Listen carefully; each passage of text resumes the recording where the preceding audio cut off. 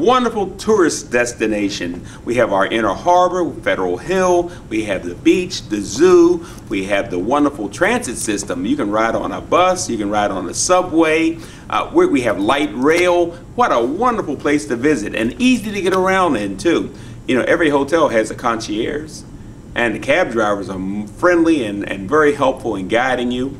We have locations like the world famous Lexington Market. You can eat until you stop. Well, don't let me just tell you about it. Listen to what world famous film producer John Waters has to say. I'm nuts about downtown Baltimore's West Side. Hello, I'm John Waters, and I'm proud to say that Baltimore has always been my home. It's the inspiration behind all my films, including Hairspray, Crybaby, Serial Mom, and A Dirty Shame. Let me tell you, there are not a more eccentric, monumental, eclectic, intriguing, and character-filled 28 blocks anywhere in the world, and I'm here to prove it to you. This is where Babe Ruth was born. They tell me he's the best baseball player ever. Not that I'd know. I'm more into theater. Like nearby Arena Players, the nation's longest continuously running African-American community theater. I'm also a big fan of century-old Antique Row, where New York dealers come to buy and later mark up their purchases sky high for their Manhattan buyers. On that same block sits the U.B. Blake National Jazz Institute, housing memorabilia from Baltimore jazz greats like Billie Holiday and, of course, U.B. himself. The West Side is also where the Maryland Historical Society calls home, with its many Baltimore artifacts, including the original manuscript of the Star-Spangled Banner and Nipper, the RCA dog. Oh, and the National Dentistry Museum, the only one of its kind in the U.S., is where George Washington's dentures live. And no, they were never wooden. And right in the middle of it all, as if just to add mystery and intrigue, sits the gravesite of Edgar Allan Poe, my kind of guy. Sometimes I go there to meditate. Now, the thing that defines Baltimore for many people around the world is right here also, our sports franchises, the Orioles and the Ravens, two birds that nest in the West. The Walters Art Museum is also known internationally, featuring an interactive experience exploring 55 centuries of art. A man named Gustav Krug worked at an ironworks foundry on Saratoga Street on the West Side way back in 1810, and it's still a working ironworks foundry today. 6th-generation Krugs still work here. In Baltimore, we find a good place, we like to stick with it. Now contrast that with one of the world's most advanced operating room facilities just a couple blocks away at the University of Maryland Medical System. Get ill, get fixed, have an operation in high style. Know of a place where the Beatles, Al Roker, Mother Teresa, and P.T. Barnum all hung out? I'll tell you, the West Side of downtown Baltimore. Al Roker? He's done live shows at the world-famous Lexington Market, where you can shuck oysters and see some of the most amazing hairdos in town. The Beatles, Pavarotti, U2, you name them. They have played what used to be called the Civic Center, but is now called the First Mariner Arena. Aren't we grand? Mother Teresa, the Pope, and many presidents have all visited the Basilica of the Assumption, the first Roman Catholic cathedral in the United States. Photo ops, I assume. And as for P.T. Barnum, he, along with the likes of Cab Calloway, Chick Webb, Milton Berle, and a young, debuting Frank Sinatra, all performed at the world-famous Hippodrome Theater, one of the true cornerstones of the West Side. I saw Cleopatra there, and even shot parts of Cecil B. Demented outside before they fixed it up. The real story today, however, is how all that energy is coming back to the West Side. Bigger, smarter, more fragrant, and more exciting than ever before. Major traveling Broadway shows like Phantom of the Opera and Disney's The Lion King, as well as events such as Russell Simmons' Deaf Poetry Jam and local community events now perform in Baltimore for the first time thanks to the Hippodrome Theater at the Franz Marek Performing Arts Center. The world-renowned University of Maryland has broken ground on a state-of-the-art biopark that puts the West Side on the global map as a major biotechnology hub. The Stewart's Building, once a thriving department store, is the very definition of an environmental-friendly green building. And don't let the facade fool you. This office and retail space is wired with the most high-tech broadband infrastructure technology imaginable. And a luxury apartment building known as the Atrium at Market Center even has a direct connection to the university's main network.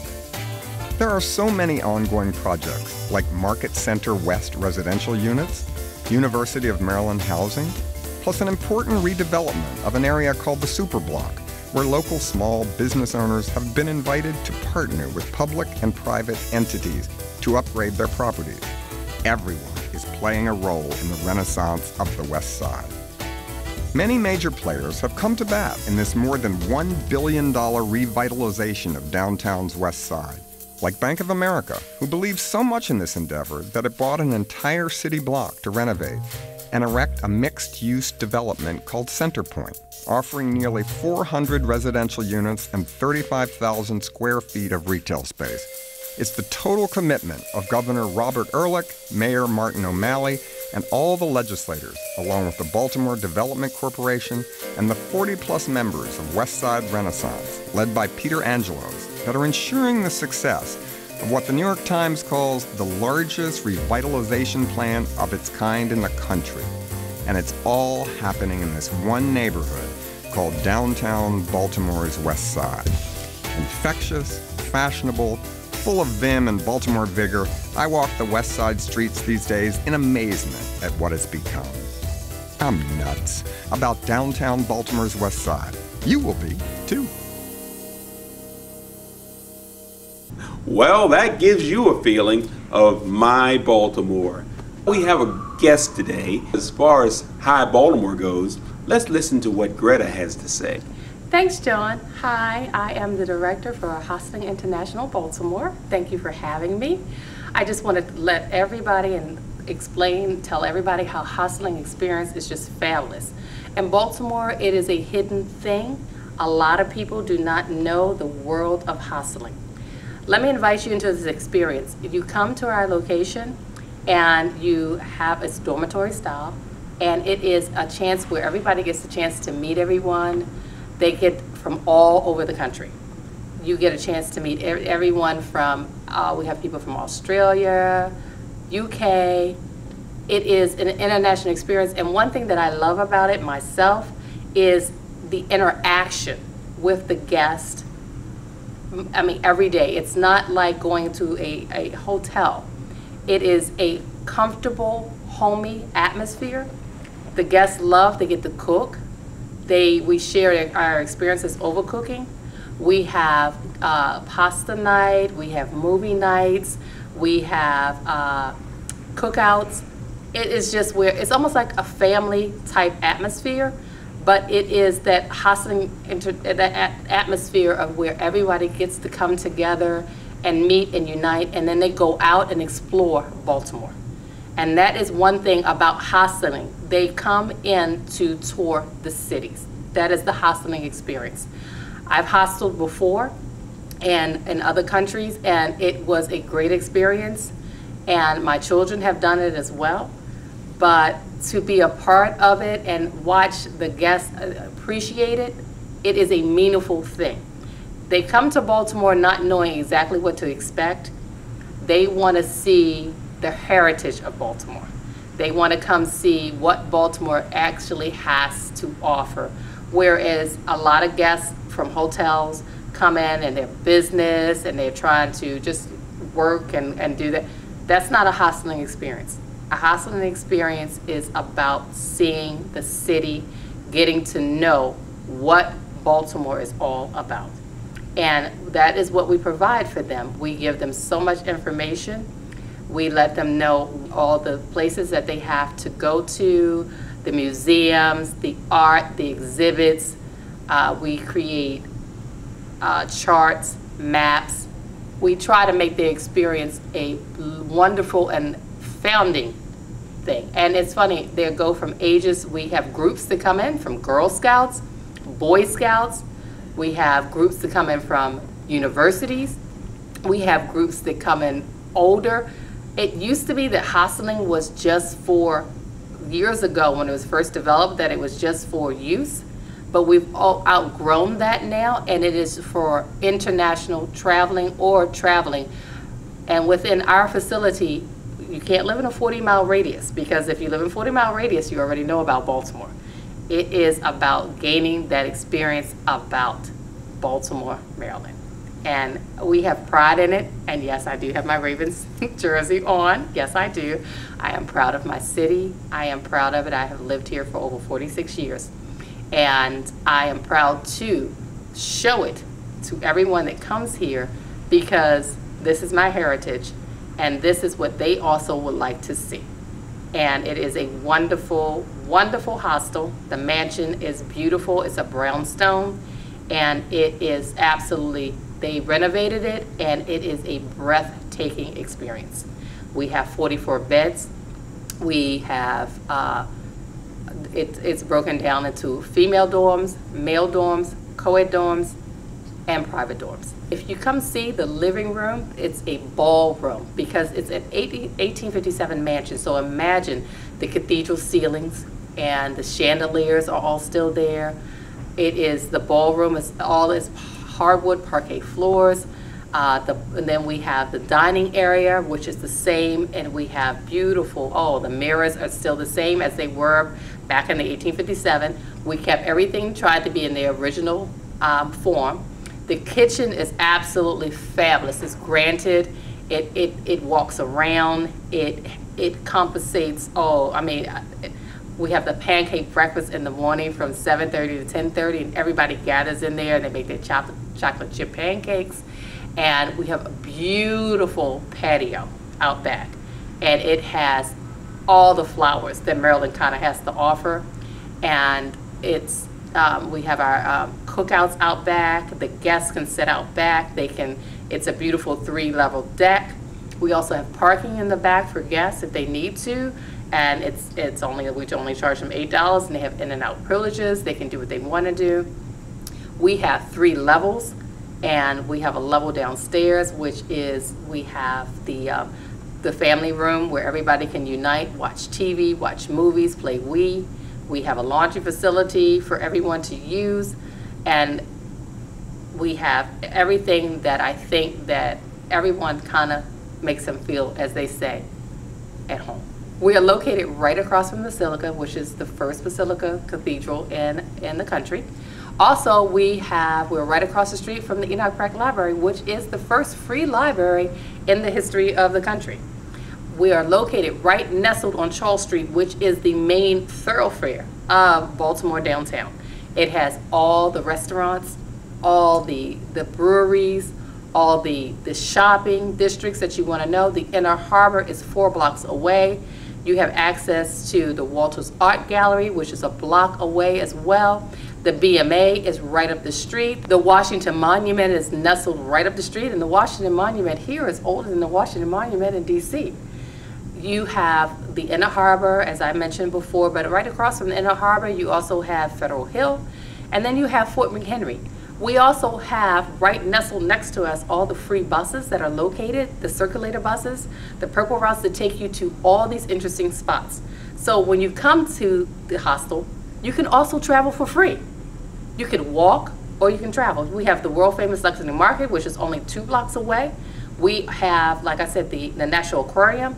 Everything is nestled right within walking distance, which is 5 minutes from our hostel. So you need to come, and you need to come see the experience of Baltimore Hosteling International. It is absolutely fabulous. I love working there every day. I hope you have enjoyed what I've had to offer to tell you about Baltimore International Hosteling, and it's back to you, John. Oh, wasn't that great? Thank you, Greta. Hey, let's take a break. We'll be right back.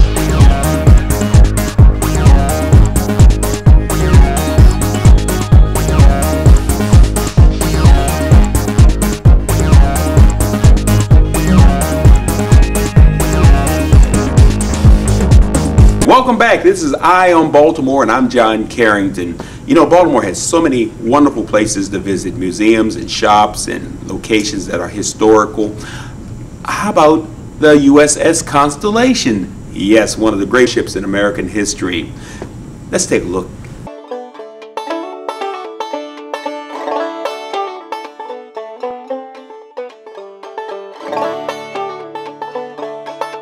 USS Constellation.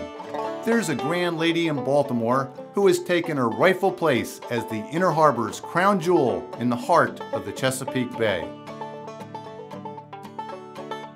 Launched in 1854 as the last all-sail ship designed and built for the United States Navy, Constellation's century of service embraced the ages of sail, steam, gas, diesel, and nuclear power.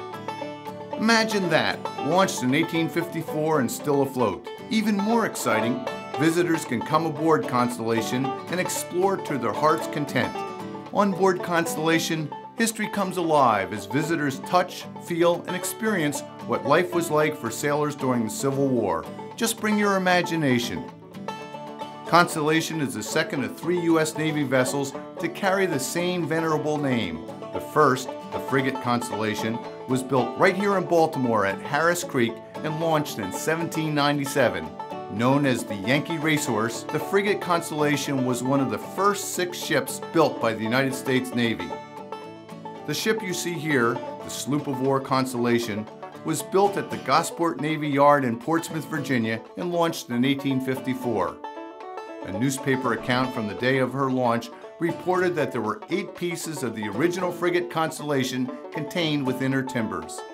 The third Constellation was the aircraft carrier CV-64. Launched in 1960, she served until 2003. President Ronald Reagan called her America's flagship.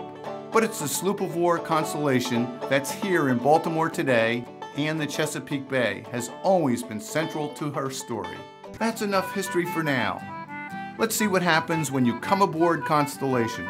When you come on board, cell phones and everything don't work anymore. This turns into the 1860s and you are back in time on the Constellation learning what it was like to be here. People come on board and they get touched by this walking through history that they're able to do, and they're able to see the hammocks and see the officer's wardroom and sit in the captain's cabin and have this whole immersive experience that you're never going to get at most types of museums. So this is a really wonderful experience for them, and they have no idea what they're missing out on, and then they come on board and they keep coming back.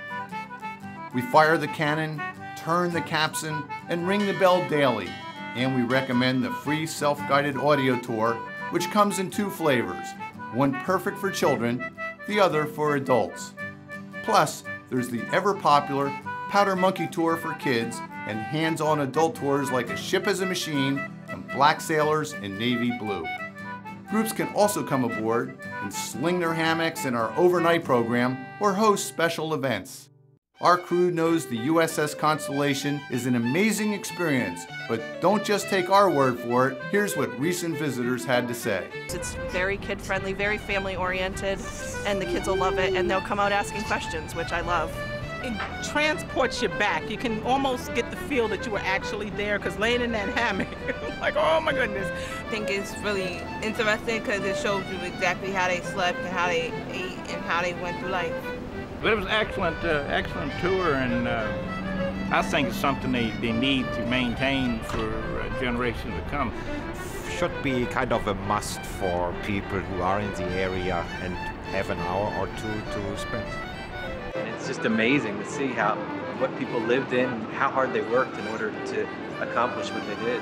It brings your learning alive, and that it helps you to understand. Like, rather than looking at pictures, you can actually see what they were in, and you can actually understand it. I think it makes me appreciate being an American, knowing these people went through these things to put me where I am now. I'd say come see it. Yeah, we were a little bit leery because of the age of our children, 4 and 7, but they enjoyed it so much. It really kind of surprised us. We thought it'd be more for us, the parents, but no, they loved it. They had a good time. Yeah, they had a great time. So come aboard USS Constellation. And while you're here in Baltimore, be sure to visit these other attractions of the Chesapeake Bay Gateways Network. The Baltimore Visitor Center, a good place to start your tour of this historic city and region. The National Aquarium on Pier 3 near the USS Constellation Museum. The Lightship Chesapeake and 7-Foot Knoll Lighthouse, both part of the Baltimore Maritime Museum. The Frederick Douglass Isaac Myers Maritime Park and Museum, headquarters of the Living Classrooms Foundation. Fells Point, an early American shipbuilding center, and the Fells Point Maritime Museum. And of course, Fort McHenry National Monument, where the people of Baltimore valiantly defended the city from the British during the War of 1812, and Baltimore's own Francis Scott Key wrote our national anthem, the Star-Spangled Banner. So welcome aboard USS Constellation and enjoy your visit to the historic sites of the Chesapeake Bay Gateways Network.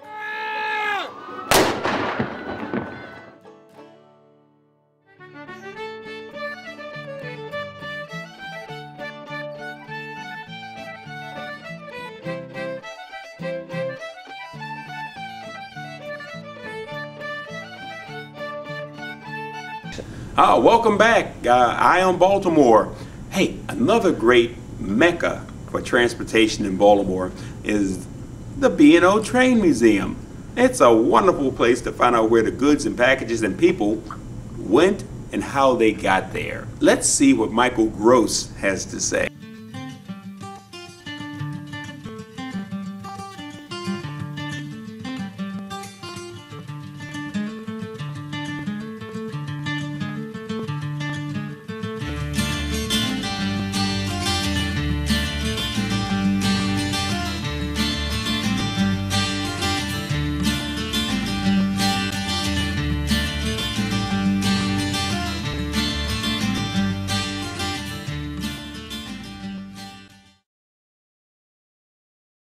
Hello, I'm Michael Gross, host of the B&O Railroad Museum Television Network. This is the Allegheny type locomotive, Chesapeake and Ohio, number 1604, the largest, most powerful steam locomotive on exhibit at the B&O Railroad Museum. This monster machine was designed to haul a 5,000-ton freight train at 45 miles per hour. Designed by the Lima Locomotive Works, the Chesapeake and Ohio Railroad's 2666 Class H8 Allegheny locomotives were the most powerful reciprocating steam locomotives to be built anywhere in the world. While most of American industry was in a terrible economic slump during the 1930s, the C&O was busy constructing new tunnels, laying double track, rebuilding bridges, and generally upgrading their railroad system. This fortuitous situation was due to the main product they transported: coal. Some of the finest bituminous coal deposits in America were adjacent to the C&O routes, and coal was needed even during a poor economic climate.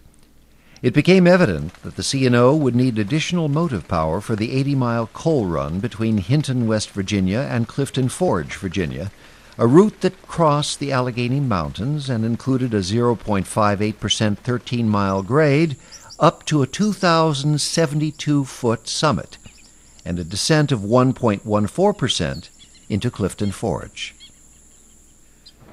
Severe grades and extremely heavy freight required locomotives with unprecedented power. This new locomotive, named in honor of the Allegheny Mountain Range it traveled, weighed over 775,000 pounds and used four 22.5-inch diameter cylinders with a 33-inch stroke. The articulated chassis carried a huge boiler with a 9-foot by 15-foot firebox containing a 135-square-foot grate. The resulting rear weight required a 6-wheel trailer truck to support it. The tender was the largest ever designed for the C&O, weighing over 430,000 pounds and contained a 25,000-gallon water tank and a 25-ton coal bunker. The length of the locomotive and tender was limited by the length of existing roundhouse turntables, so the tender was designed to be short, and its rear section was designed high to carry a lot of weight. This configuration required an 8-wheel rear tender truck to distribute the load to the rails. Slightly over 124 feet, the length of the locomotive and tender proved to be one of the finest locomotive designs in American railroad history. The first Allegheny locomotive was built in 1941. How many years did they run before being replaced by diesel locomotives? We'll find out after this. Stay tuned for information on upcoming events at the B&O Railroad Museum.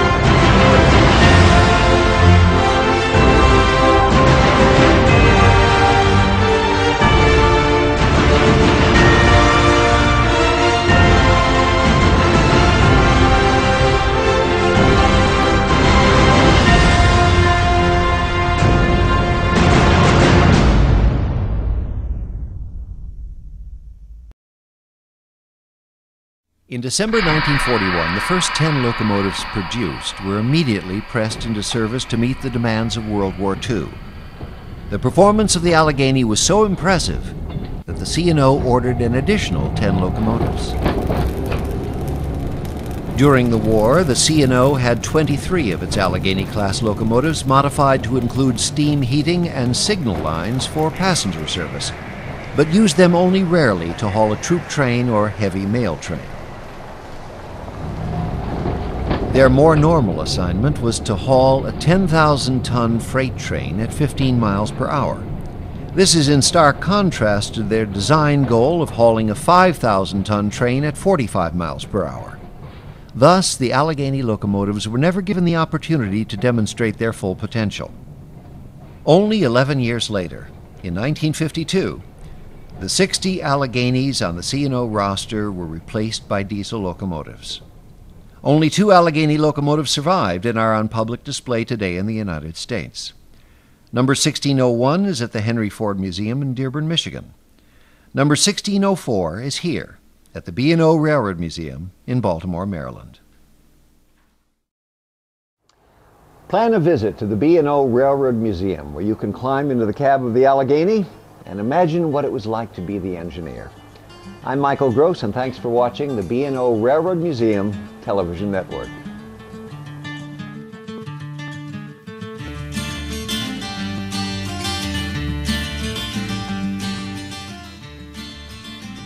Interested in learning more about the B&O Railroad Museum? On Facebook and Twitter, with daily updates on upcoming events, coupons, photographs, history, and things to do in Baltimore, you'll never be off track.